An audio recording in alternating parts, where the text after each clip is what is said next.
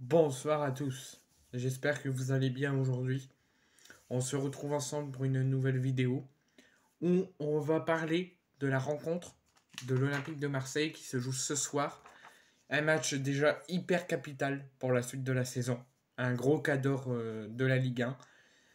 Un gros concurrent direct de la Ligue 1 pour l'Europe mais aussi pour la Ligue des Champions. Donc il n'y a pas le choix, il faut s'imposer, il faut gagner les matchs. Peu importe contre qui, il faut tous les gagner pour viser nos objectifs. Parce que là, si on ne gagne pas, on aura énormément de points de retard sur tous les concurrents directs pour l'Europe et en particulier l'objectif principal, la Ligue des Champions. Parce que prenez en compte que les trois premiers maintenant vont aller direct en Ligue des Champions en phase de poule et le quatrième devra passer par des barrages de Ligue des Champions et le cinquième ira en Europa League et le sixième ira en Conference League. Donc il y a 6 places qualificatives pour l'Europe. Et l'OM, au vu de l'état actuel des choses, que l'OM, il se passe beaucoup de choses en interne, il se passe beaucoup de choses à l'extérieur du club et au niveau de la direction, donc il n'y a aucune stabilité dans le club. Donc au vu de l'état du club et au vu de l'état de l'effectif, avec, je répète, sur cette rencontre, 13 absents à signaler, Gigot est absent pour suspension et l'autre bonne partie est absent, sauf Quentin Merlin qui sera là la semaine prochaine avec Murillo qui fera également son retour. Donc Murillo et Gigot sont absents, donc Gigot pour suspension et Murillo pour blessure, mais il sera forfait pour ce match, mais de retour la semaine prochaine. Quentin Merlin, il n'y a pas eu le temps d'avoir l'homologation, donc il sera présent la semaine prochaine. Il fera sans doute ses premiers entraînements la semaine prochaine et il sera là le week-end prochain. Donc hormis ces toutes petites absences-là, toute l'autre partie, quasiment une équipe complète, est à la Coupe d'Afrique des Nations. Avec Amin Harit, Chancel Mbemba, Simon Nkapetoubou, Unai, et j'en passe. Tous les gros cadres de l'effectif qui peuvent nous aider à faire quelque chose dans les matchs et dans cette saison sont à la canne.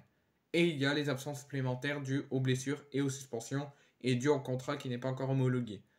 Donc il y a plus de 13 absents au total sur cette rencontre. Et une bonne dizaine jusqu'à la fin de la CAN. Donc là, il n'y a pas le choix. C'est pas une excuse. Faut pas pleurer de nos absences pour n'importe quelle circonstance. Il faut gagner cette rencontre et faire avec notre effectif. Et la chose négative, tellement qu'il n'y a pas de stabilité dans le club, c'est que la direction n'a pas préparé la Coupe d'Afrique des Nations. Normalement, si on avait une bonne direction, qui savent bien gérer le club et les emmener loin, ils auraient dû se dire il faut qu'on prépare l'effectif à être réduit et il faut qu'on compense les absences qu'on aura au mois de janvier, jusque fin février. Et là, la direction ne l'a pas fait et on est en grosse galère.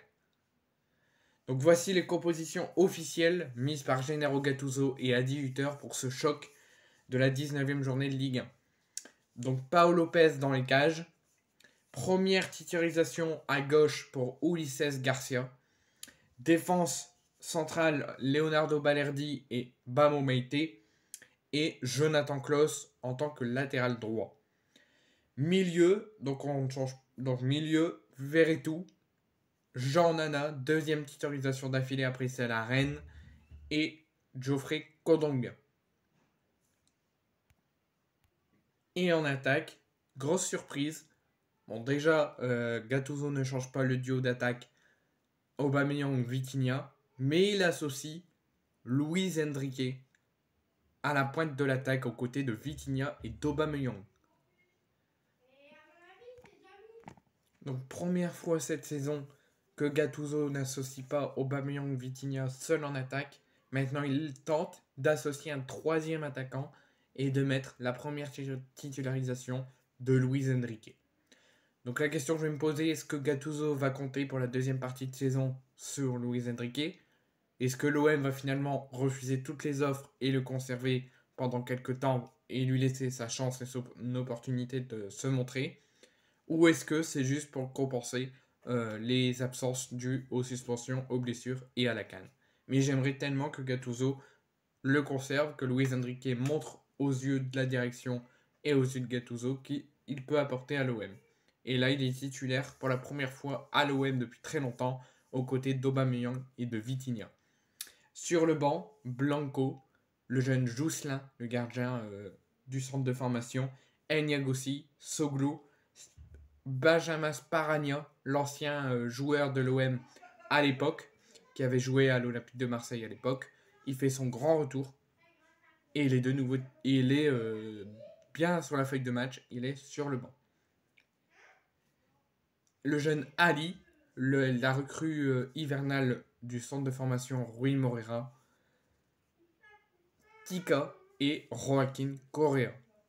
Je ne sais pas si vous vous rendez compte, mais sur le banc, les seuls cadres de l'équipe qu'on connaît, qui ne sont pas des jeunes, qui sont des professionnels, c'est Blanco, Soglo et Correa. Tout le reste, c'est des jeunes. Et c'est dû à que tous les cadres sont sur le terrain et tout le reste sont absents. C'est l'impact de la Coupe d'Afrique des Nations et de la gestion de l'équipe pas gérée. Ensuite, donc composition de l'AS Monaco.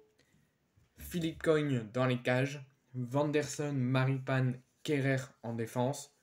Ouattara, Salissou et Zakaria et Youssouf Fofana au milieu. Et attaque Golovin, Akliouche et Wissam Ben Yedder en tant que capitaine. Sur le banc, il y aura le jeune Cartellier, Madjeki, Matsima, Koulibaly, Diop, Mangassa, Boadou et Michal. Bien évidemment, mon pronostic, la victoire de l'Olympique de Marseille.